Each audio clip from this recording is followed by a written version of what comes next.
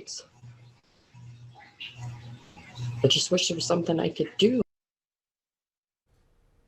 Emotions are running high as one Fargo woman watches members of her family battle the devastation left behind by deadly tornadoes that tracked for more than 200 miles and hit 6 states. Valley News Team's Nishay Taylor shares how this family is now forever changed and how people are stepping up to help.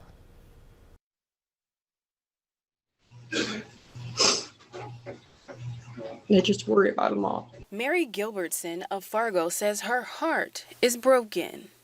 They've lost their homes and the businesses that they work at, and it's just devastating.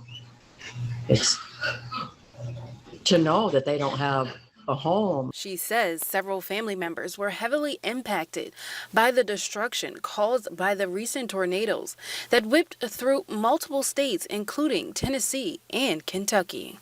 My stepsister, her mom, and her brother were found in a tree.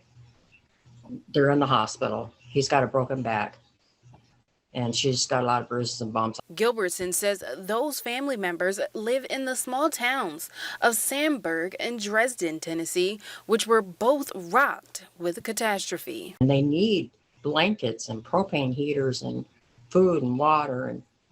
But she now worries for the young children that may be missing out on the holidays. And I think about all these little kids that don't have Christmas now. How do you tell your children you're not having Christmas?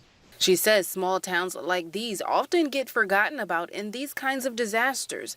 And now she wants everyone to remember the spirit of giving. Every life is precious, and everybody needs help sometimes. But local help has already made its way to some parts of the impacted areas along the path of those tornadoes. And the Red Cross will be there to help the folks that really have lost everything. And what we're going to be doing is sheltering. We're going to be feeding them. More than 15 volunteers from Red Cross chapters in the tri-states, including North Dakota, South Dakota, and Minnesota, have been deployed. So many of these volunteers entered in knowing that they might be giving up Christmas.